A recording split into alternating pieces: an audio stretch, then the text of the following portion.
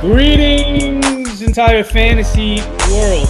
What's going on? This is Roto RX. You're watching Nickel Press TV. I'm Andy Singleton, People's Pen on Twitter. Excited because there's a lot of positive things going on, a lot to talk about and discuss today. Over there is my buddy, Mr. Tehol, the Lord from Beddict Manor. Or are you in the trap house this week? I'm back in the manor this week. I had a few things done, so I was at the trap house doing some side work. I had to make a little extra money through the last couple months, to afford my lavish lifestyle. Got it. I'm loving the throwback jersey today. Who is that?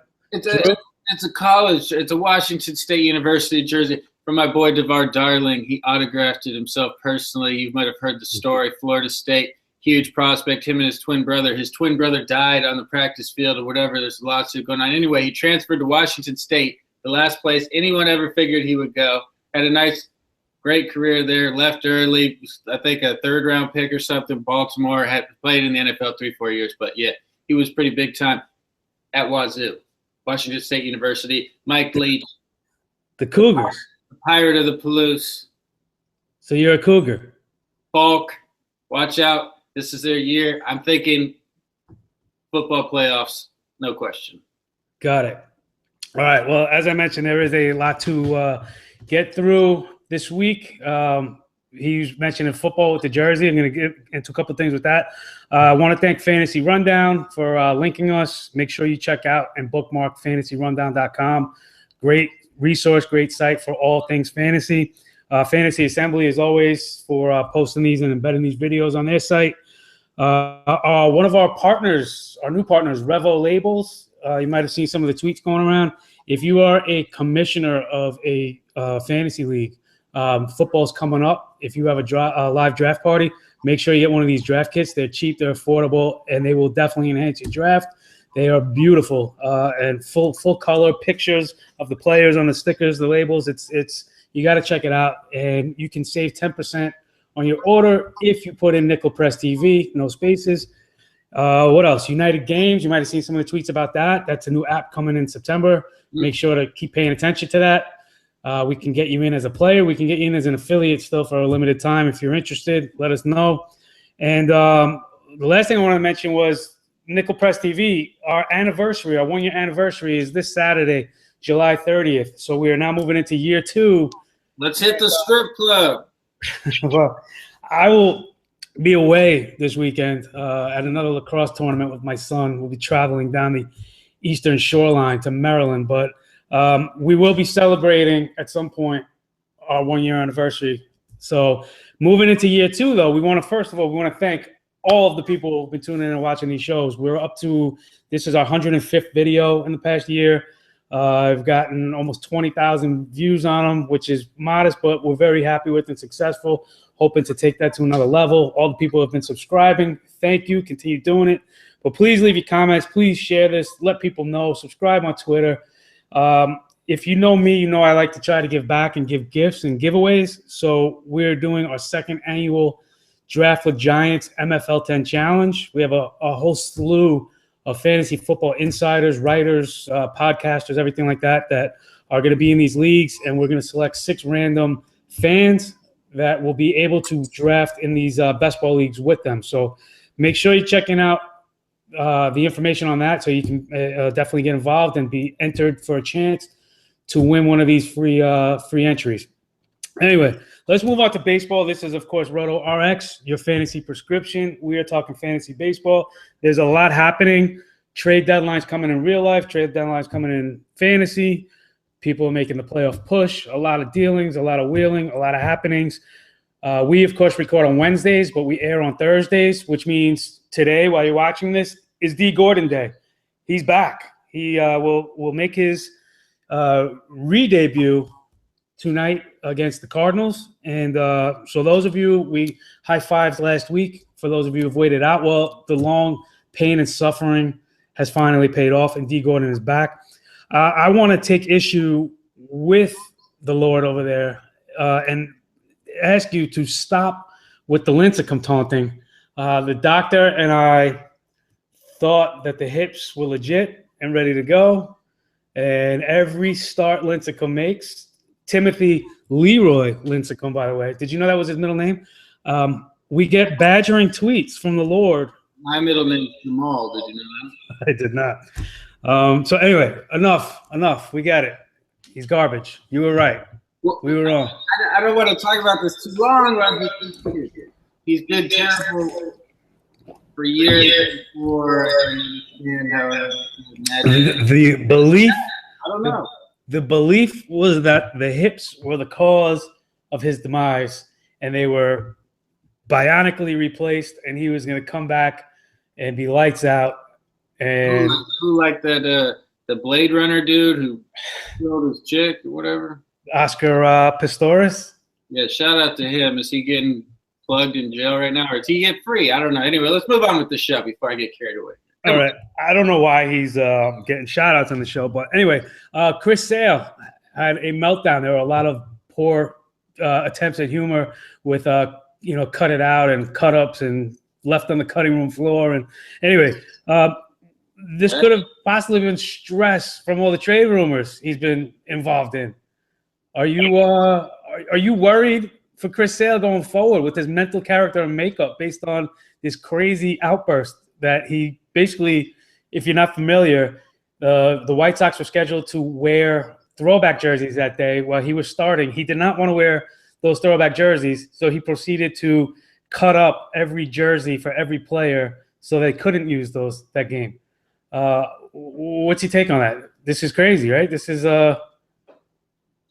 Yeah, there's a lot of nut jobs in Major League Baseball history. I mean, you got weirdos like Manny Ramirez doesn't have a clue what he's doing. I mean, there's all kinds of psychos and Albert Bell, maniacs, but never have I heard of something so ridiculous in my life. I mean, who does this guy think he is? I mean, yes, he's one of the best pitchers in the game. Yeah, whatever, dude. I mean, is he mad that he signed that bargain bin basement contract and he's locked in for 4 more years getting like R.A. Dickey money? Wade Miley money? Is he upset about that? I don't know. All I know is he stood up also for that loser Adam LaRoche when he couldn't have his freaking kid on the field every day, goddamn day. I don't want your kid around all day either, man. I don't give a fuck. What is this guy talking about, dude? And then he's standing up to – he obviously doesn't like the front office. I'd trade his ass real quick if I could get some hogs for him, which I'm sure they could get about the best – one of the biggest trade packages maybe ever. I mean, he's controlled for 3-4 more years at that deal, and he's arguably the best pitcher in the game in the American League. Should be able to get an absolute haul for the dude. They're not contending anyway. I don't see it happening anytime soon. Time to rebuild, destroy and rebuild it, like my boy Nas said.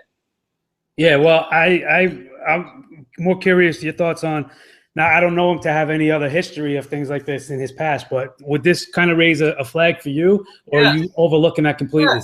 Yes. Seems like there's been multiple incidents where he's challenging the front office, coming out, in defense of Adam LaRoche, the bum-ass 200 hitting dude who insists on having his kid there every day. This isn't what do you need to get your kid there every day, dude? It makes me disgust me, dude. I don't want to hear it.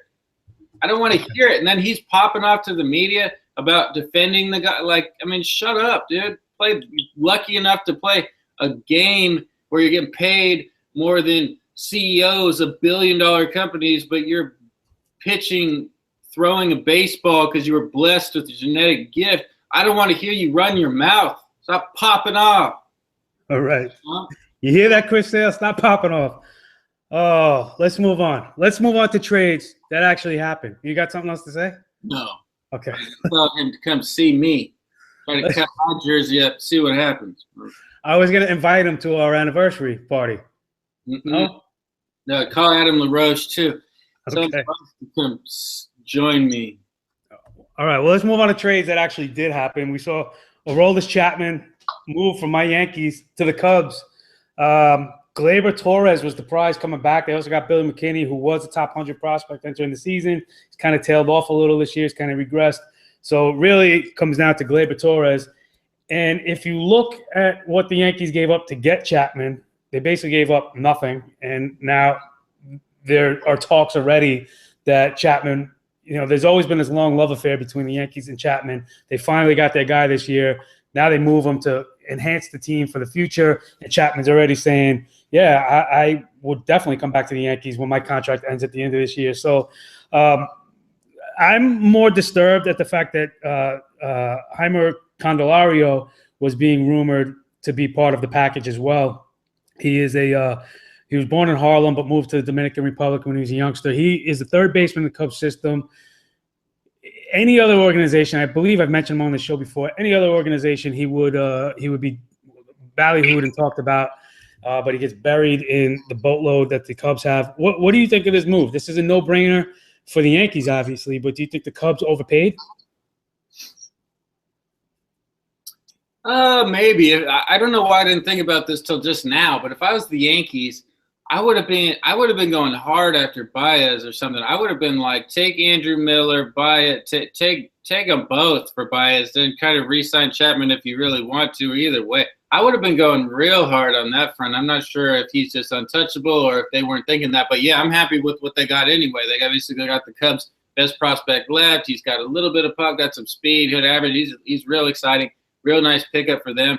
Yeah, I'm all for it. I'm all for the move, man. I'm all for trading relievers at the end. I mean, what good – I mean, these teams that are just give up all this stuff, it's like where relief is just – that Chapman is kind of unique because he's such a savage. But, I mean, like the Mariners getting like Vogelbach and some of these guys for Montgomery, cool, like whatever. It would be a solid reliever, pretty good reliever. And it'll be big for the Cubs this year. But who cares? If I'm the Mariners, I'll make that trade every single time. Trade these middle relief guys that pop up like, I don't know, they pop up. I was going to say something inappropriate, but they pop up and it's just like they're easy. For me, it's not that difficult to find. And if you're a contender, then the middle relief comes into play a little bit more. Like, I don't care that you have great middle relief. Who cares? Like, I mean, the Cubs have been the best team in baseball with no middle relief, period.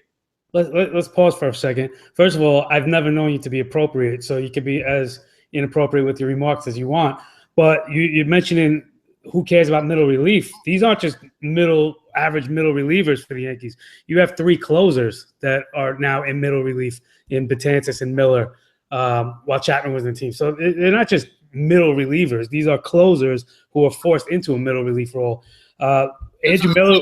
What I said is, how much does that help your team? Like, they have these that's the best 7, 8, 9 combo in the history of baseball. How much did it help their team out? They're still a 500 team. It doesn't make the Cubs are arguably the best team in baseball. Had garbage middle relief, and then you can trade for it as needed. All I'm saying is, it's cool and all, but that's not what makes a team. I totally get what you're saying, but what it comes down to is how anemic the Yankee offense has been. You know, regular season offense wins games for you, postseason pitching wins games for you, and they just haven't had enough offense. Now, Andrew Miller, as you mentioned, was rumored to be next in line to be traded from the Yankees, who could probably bring in a tremendous haul as he's, controlled for another 2 years. But talk in New York is that Ivan Nova is the guy that the Yankees are concentrating on trading next. So we'll have to see what happens with that. Another trade that did happen, Melvin Upton, your boy, Boss Man Jr., is going to Toronto now, basically just for cash. It was a salary dump, but he's kind of rejuvenated his season. So I think, there might be a slight uptick moving to Toronto for him in that lineup. Jeremy Hellickson is probably going to be moved sometime soon, and that's a guy to keep an eye on because if he can move into a better situation team-wise, you might see a spike in his win total down the stretch. Fantasy trade somebody asked me about, and this is going to sound a lot more lopsided if I don't give you the background, but he wanted to know, should he trade Justin Turner for King Felix? And he had Longoria as his other third baseman. I think it's a no-brainer. There's never not a good time to trade for Felix Hernandez. Would you agree with that? He's trading for Felix Hernandez? Yes. Yeah, I'm totally fine with it. Yeah, especially since he's got long. You already got the third baseman. It's worth the risk. I've been trying to pry King Felix right now from some chump in my league who's just clicking deny and not even responding, even though I'm so stacked. I'm offering him a ransom, just begging, hoping on the chance Felix turns it around. Maybe he doesn't, and I totally get hammered on the trade. It's just, for me, I'm so loaded up that it's worth me taking the risk, but I'm taking that risk. He's got the backup plan already in place. As good of a backup plan as you can already have. Do it. I'm with you. I only mention that so people, have an idea of some other fantasy trades that are going on, just so you kind of get some perspective. I mentioned one of my dynasty leagues, currently first out of 16. My team is stacked. Pitching wise, I could use a little depth, but I do have good starters. I just got a proposal this week that just made my head spin and stopped me in my tracks, because prior to this offer, I never thought I would move Alex Bregman, who I have been, fostering in my minors all year. But the guy offered me Josh Donaldson and Drew Pomerantz, basically for Bregman, Starling Marte, and I think Freddie Freeman.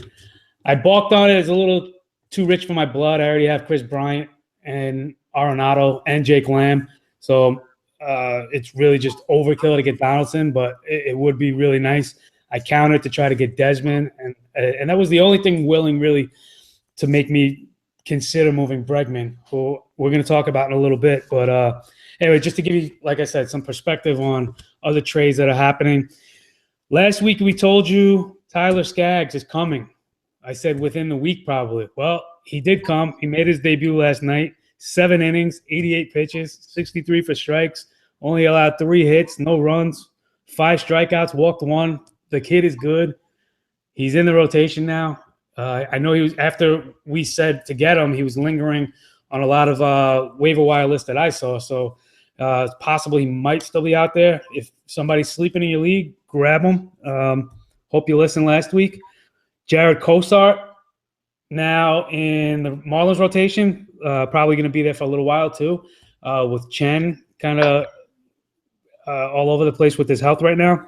I really don't think you should be chasing Jarred Cosart. You have any thoughts on him? The vertigo seems to be in his rearview mirror now, but you like Cosart going forward? I don't like him. Okay. Trea Turner, finally, center field. Got to start there. If he's around, you liking Turner? He's been all over the place. Oh, yeah. I think you got to chase him right now. He's stealing bags a lot. That's what these young guys do. It looks like he's hitting there. It looks like they're going to want to try to get him in the lineup the rest of the season going forward here, unless he really struggles. So, yeah, I think he's really going to spark that lineup, hopefully. Okay. For their sake. You want to know one guy who's not sparking any lineups, who I completely forgot this guy's name until I saw he was on the DL? Will Middlebrooks. I forgot this guy was even in baseball. He was the talk of the town a couple of years ago. Number 1 potential offensive prospect in fantasy leagues. Anyway, moving on. Tyler Glasnow got a little scare, some arm trouble. Seems like he might have dodged the bullet and might not be out as long, if at all. Moving on. Jesse Hahn came up, gave a spot start for the A's, was pretty dominant, and then immediately sent back down. I would keep an eye on Hahn. I think he will definitely be back sometime very soon. And he's got this kind of quality in his arm. So it wasn't a fluke that he threw 7 2/3, only allowing 4 hits, striking out 5, and only walking 1. That was what he's capable of. So definitely keep an eye on Hahn moving forward. And then before we get to the first doctor report, I want to ask you a tale of 2 Dickersons. 238, 14 homers, 39 RBIs over 88 games? Or would you rather have 288, 5 homers, and 16 RBIs over 30 games? In other words, would you prefer Corey Dickerson, as you've lobbied for, or Alex Dickerson, who is basically the same age and is finally getting a chance? And now that Upton was moved, could be seeing definitely regular bats. Yeah, he seems to be raking along with former Sonic Deadlift Shrimp over there at second base. I like what they're doing. Whoever these guys, I mean, I really didn't know a ton about this Dickerson. I'm still taking Corey Dickerson. I think he's really picking it up. The average is up to 240, and if you've had him all season, kind of like I have, and you've been with him down at the Mendoza line all season long, that shows that he's been hitting pretty well lately. I don't think he had a hit yesterday, maybe on Tuesday, but he's been hitting really well since then. He's hitting in the cleanup spot, 5-hole. I mean, so he's up there, and I think only more things to come there for him. I still like that lineup better. than the Padres, I guess, to a degree, although I guess it's getting kind of close. But, yeah, I just trust him more. I share a special connection with Corey, so I'm going to stick with him. I'm not going to betray him for this fraud in San Diego. Okay, fair enough. We mentioned Jake Lamb. We mentioned him a lot on this show, one of our favorites. He's got a hand injury, there goes the autograph, which for a batter could be a problem. So let's bring in Dr. Selene Parekh. Oh, let's see if he's worried about Jake Lamb.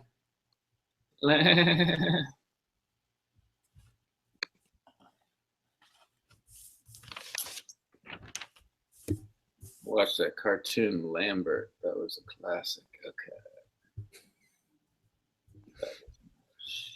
Hey guys, this is Dr. Selene Parekh, the Fantasy Doctor.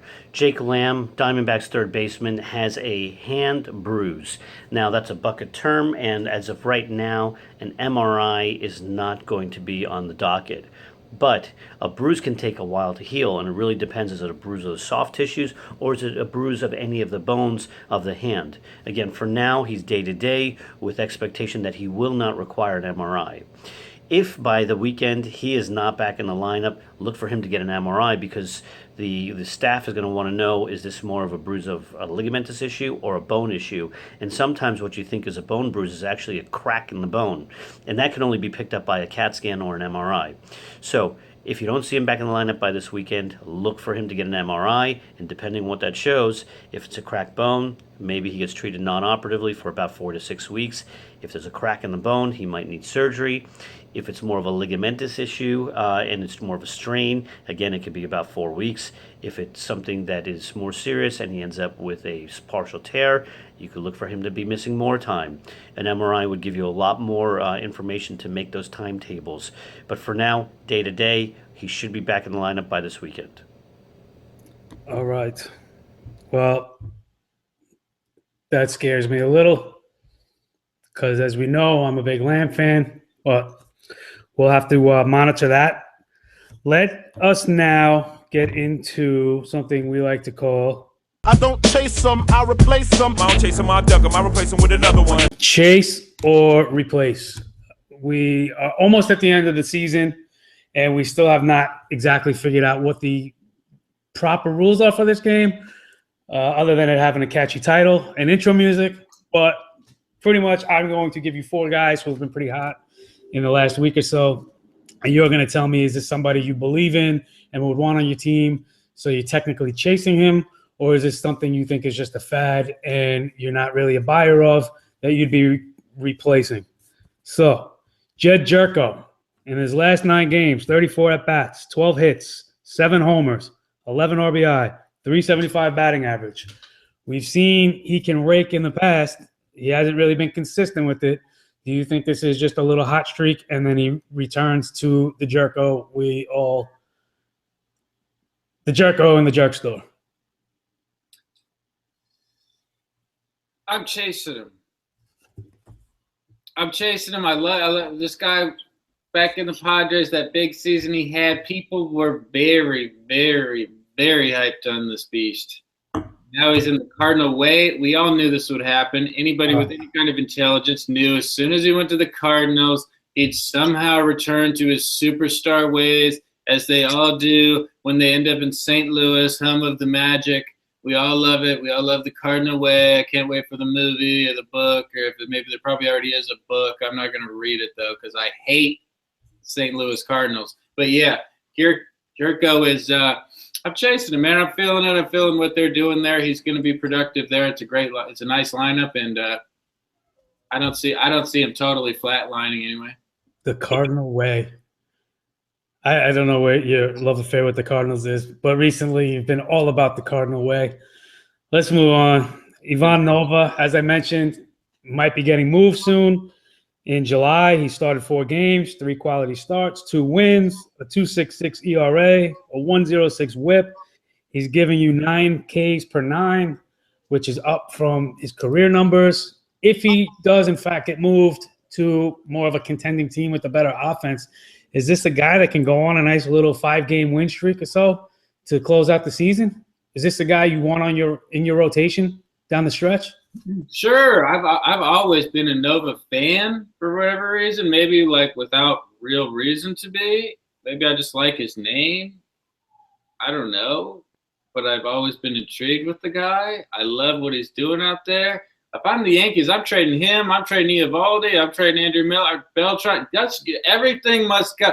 Trade everybody. Keep it Tatis. He's the closer. If somebody gives you a hog for Andrew Miller, do it. You're not contending. You got to totally rebuild the squad, dude. By the time he's up, who cares if he's one of the best closers in the game? That's how it goes, man. Get yourself a hog for him. I know we're talking about Nova. Sure, pick him up. Chase him. All right. So you're having a closeout sale if you're in the Bronx. Definitely. All right. Everybody. I kind of agree with you. You should. Okay. Raisel Iglesias. We mentioned Chapman being moved from the Reds. They had a few potential replacements at closer for him. I don't think Iglesias was on that list at the time, but now he's come back from his hiatus midsummer. They moved him to the pen. They didn't feel he could hold up as a starter in the rotation. He has now thrown 20 innings of relief. He's got 4 holds, a 0.44 ERA, a 0.787 whip, 10.2 Ks per 9. This sounds like a closer to me. Are you thinking that this guy moves into the closer role? If you're in a holds league, you definitely want him. But are you feeling like maybe he gets tried out as the closer towards the as we move to September here? Hey, man, I mean, if I was in charge of the Reds, it would be a lot better things going on there. And, yes, he would be closing immediately. We've got Cingrani there. Garbage. Can't trust him. It doesn't matter. The other – I'm not even going to – Olin. I mean, get out of here, man. Put me in charge of one of these things. This is a disgrace to the game. Jocketty stuff. Who's up in there? I know it's his last year. So whoever is there should be beaten in Times Square, tied to a post. Like, I mean, it's just disgusting, dude. What are you doing? Trade Bruce. Trade anything you can. Get rid of everything. You have fun paying Votto for the next 25 years or whatever you signed him to. This is a total joke. Put that guy in the closer role since he's already pulled a Chapman and like can't handle starting, so you have to waste him as a reliever. Cool. But anyway, he should be if he's a dominant closer, that's all good. Cingrani's not the future at closer. Guy, I mean, I'm a Cingrani fan to a degree, but the dude gets good. It's just you can't trust this guy for nothing. Ollendorf, garbage. Everybody else, garbage. Why not get some highlight of your season and at least develop a new closer? Get him some time now. The season's over. It's not like there's any pressure. Who cares? Get him in there. Stop wasting my time. Stop wasting the Cincinnati fans' time. This is pathetic. I'm sick of it. Next question. Well, after denouncing Cincinnati a few weeks ago, I think you've endeared yourself to Ohio again. So kudos to you. Kudos to you for bouncing back. Last chase to replace guy, you mentioned him before, Ryan Detlef Schimpf. Since the calendar turned to July, 20 games, a 294 average, 9 homers, 17 RBIs. He's starting every day at second base, gives you middle infield help. Still people not believing in him. He's still available in some places. I just added him yesterday in a 14-team league. So he's still out there. Are you buying into this or are you leaving him alone? Do you think this comes to a crashing halt anytime soon? Who, young Detlef? Yeah. Man, every time I'm looking at the box score, the little homie is just raking. I gotta kind of buy this dude right now. I gotta at least hold him for a little bit here. I mean, a 14-team league, heck yeah, man. 10-team might be kind of, maybe. I mean, Did you hear the numbers I gave for him? Yeah. Okay. Yes, he's been raking. Yes, all July. He's definitely been raking, man. I mean, I've been following the guy. It seems like he's going yard almost every day. Yeah, he should be picked up into all leagues right now. Anybody this hot should be picked up in all leagues. And then, when in most cases these guys fall off like a bad bag of dope. And if that's the case, then you freaking replace him for the next Detlef Schimpf. the next hot guy. This is how we work. This is how you move. This is how you win titles. All right. Let's bring the doctor back. Julio Teheran. He another guy. I keep hearing the Braves want to build around the guy or whatever. Like, I get it, but if you get a haul for this dude, just trade him, dude. Trade him all. Well, it's starting to be some talk that maybe they're looking to move him now. Yeah, so, what do you I mean, plan may have changed. We're going to build around him. It's like, okay, well, he's probably never going to have higher value than he does right now. I've always been a fan. He wasn't good last year. You already have the best farm system in the league. Load it up. Dude, you get a set hog for this guy. Come on, man. I can't do jobs for you. Jeez. Load it up. Well, is he going to be healthy going forward? Let's see what the doctor says. Is this somebody a contender is going to want to trade for and give up a lot of Braves pieces? pitcher Julio Teheran exited last Friday's game in the 5th inning with right latissimus dorsi tightness. The latissimus dorsi runs from your upper back all the way to the outer side of your back and attaches more towards the midline of your back near the spinal column. Now, a lateral latissimus dorsi tightness really is not a very specific term, but typically it's just a strain of the latissimus dorsi. He should not miss any pitching time, and he should be able to make that his next start, which is July 30th. I don't anticipate any issues on his control or on his velocity. If you notice any of that on the mound on July 30th, then look for him to maybe be on the DL list for about 15 days to really take the time it needs to rest and get the rehabilitation and the performance training he may need. But I assume that July 30th we'll see him back with little to no consequence from the strain. Okay. So, if you are a GM of a contending team, make your offers and make your pitches for Julio Teheran. Other guys coming back. J.D. Martinez bouncing back. He began a rehab assignment. He's at AAA already. I don't think it's going to be long before he returns. So I'm looking maybe as early as Monday to see him back in the Tigers. The one thing I will tell you is that he's admitted that it still pains him to hit. So I would be cautious and warn of a potential setback if he's already saying it still hurts him to hit more than it does to throw. But J.D. Martinez, nonetheless, is on a rehab assignment. Lorenzo Cain as well. He's back starting at AAA Omaha on his quest to return to the bigs. Taijuan Walker, your guy, he's throwing a simulated game today, Wednesday. So as you watch this, you can check the results of that simulated game. If all went well, he's due to begin a rehab assignment himself. So you can possibly look to him for some wins down the stretch.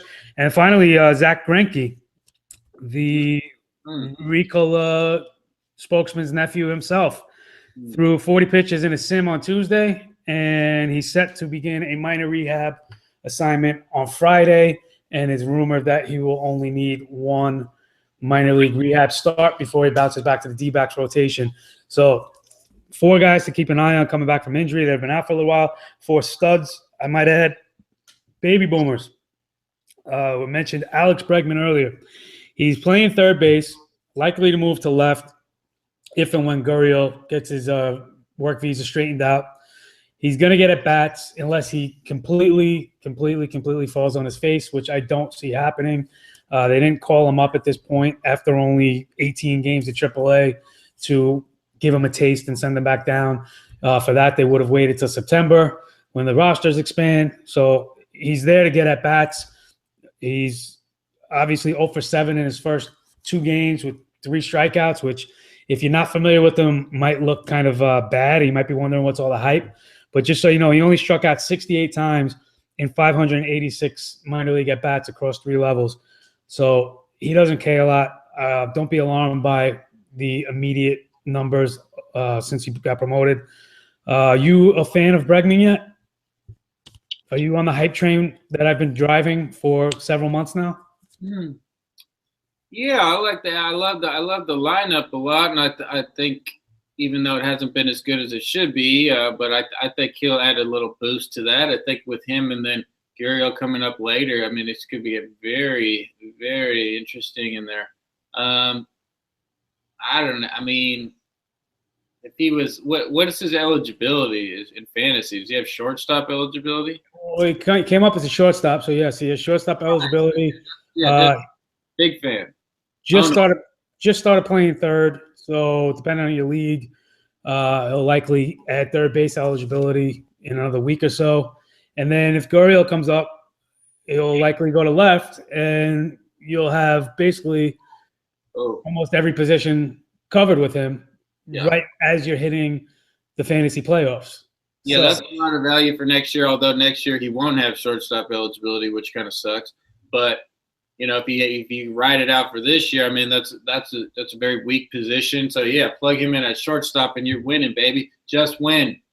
There you go. Raul Mondesi, another shortstop. I am stunned, completely stunned that he got promoted. Today, the day we're recording, Wednesday, the 27th, is his 21st birthday. So happy birthday, Raul Mondesi. Today you are 21, and today you are a major leaguer. So he's getting starts at second base, only 14 games at AAA. His debut went 0 for 3, batted ninth. But listen, everything is there for this guy to succeed. He plays plus defense, tremendous speed, has potential power. It's just very, very young. So if you're adding him right now, thinking he's going to be your savior, I would warn you not to put too many eggs in his basket at this point. But dynasty keeper leagues, definitely give him a look. And if you have a spot, certainly add him in a keeper league because if he's up now, chances are they're looking at him to start the season with them next year. And as I mentioned, good chance of him going back to shortstop. So somebody you should definitely be keeping short tabs on.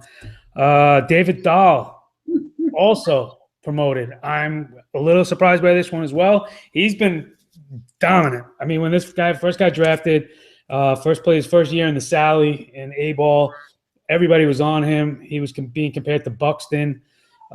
He then had a setback where he basically lost a year, had some team discipline issues, got injured, everything like that. This year he started at Double-A, could not be stopped. Went to Triple-A, was even better, and now he's in Coors. We've talked about Blackman maybe getting traded. We've talked about Cargo maybe getting traded.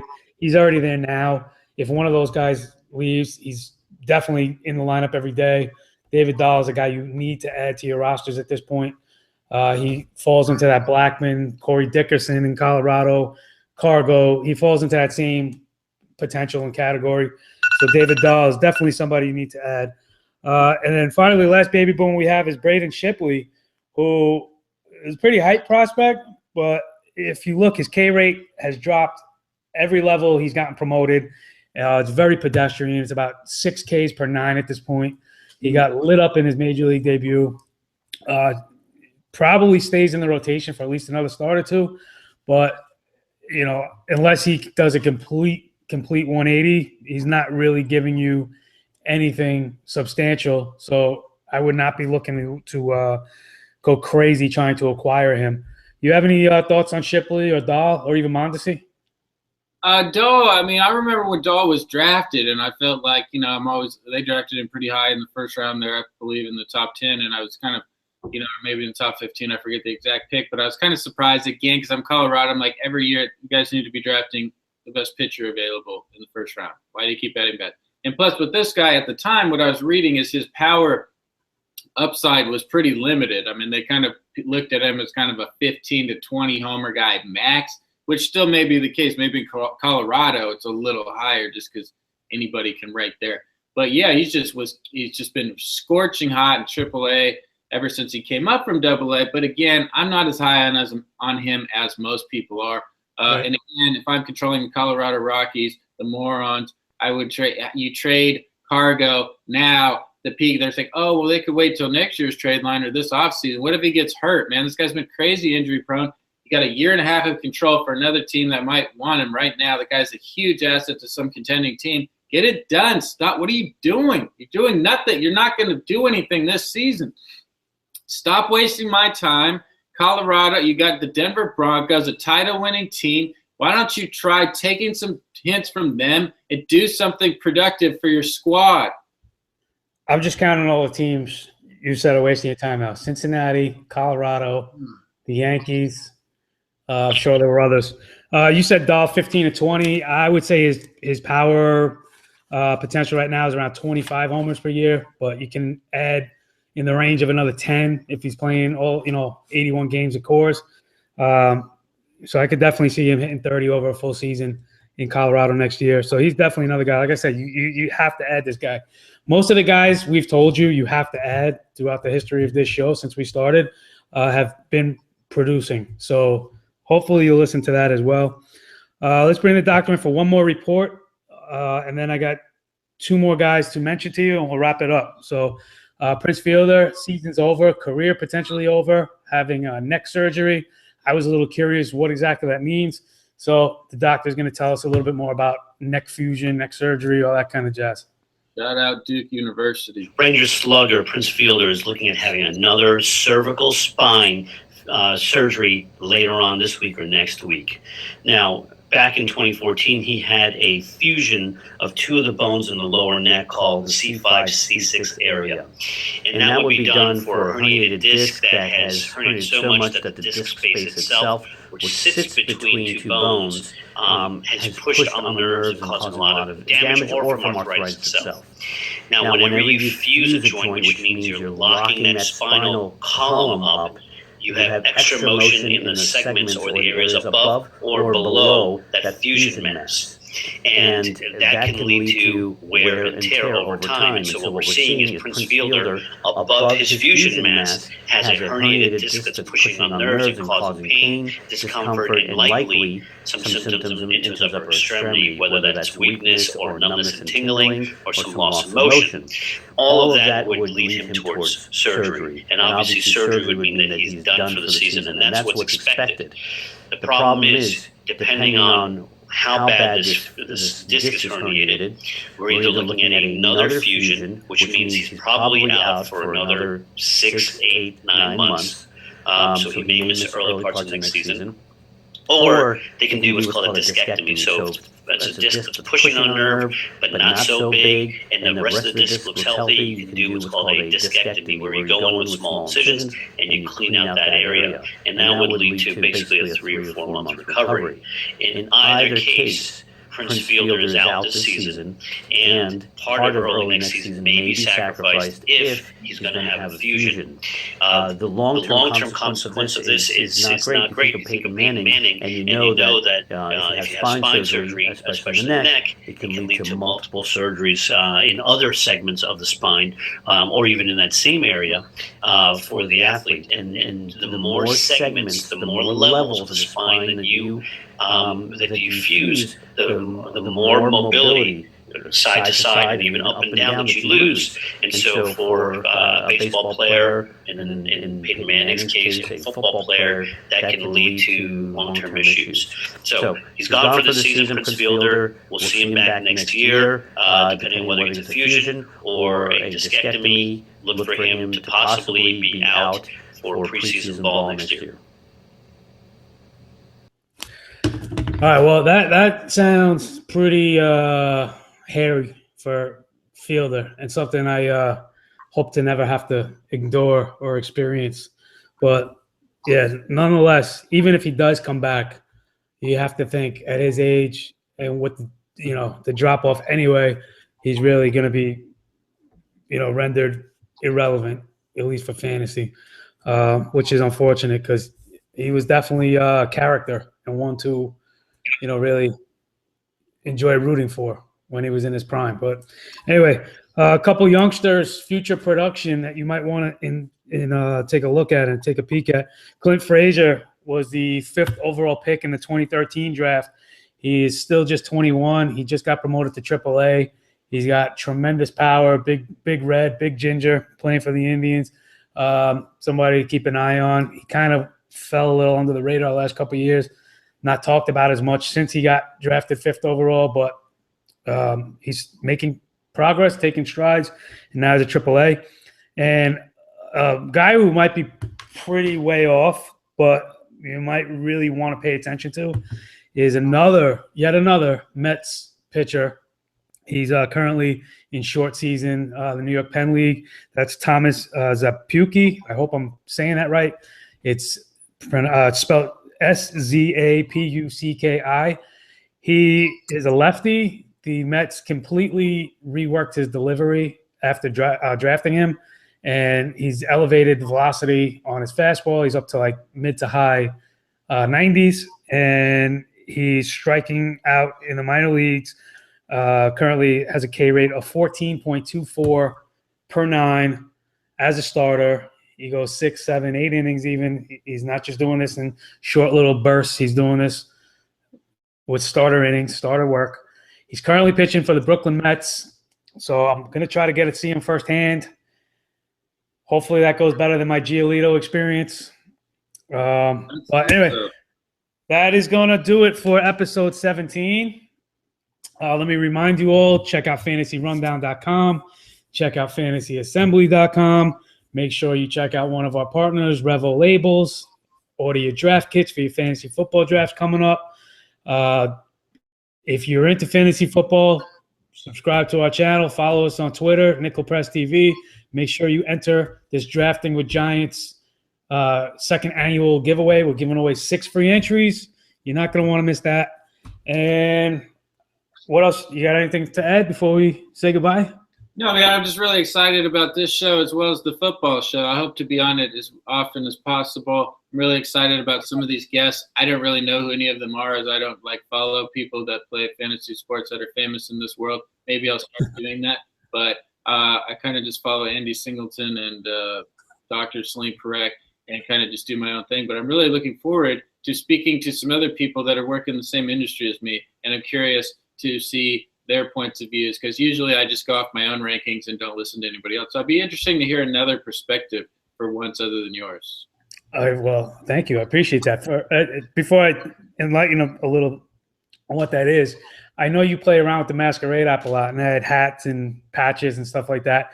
Your cat is sitting immediately directly behind you, and the tail looks like a superimposed earring. So I found that humorous. And for anybody wondering, that was not an app. That was not an after effect. There you go. Yes, Dahl was mentioning football show we're going to start and launch next week. We're going to go all the way. Can you believe it? Not this weekend, the following weekend is the Hall of Fame game already. So football is back. We're going to start next week, and we're going to go all the way through the Super Bowl. So we're going to bring you 26 episodes. It's going to be a around the horn meets real time kind of feel. We're going to have an open discussion, open panel with up to 2 to 3 random guests throughout the industry. I have a lot of big names already committed to this. So it's definitely something you're going to want to check out. If you play fantasy football, or if you just like watching us talk and make fools of ourselves, you'll enjoy it. We're going to try to, get some of our peers to make fools of themselves as well. More. What's that? Shout out Doug Moore. There you go.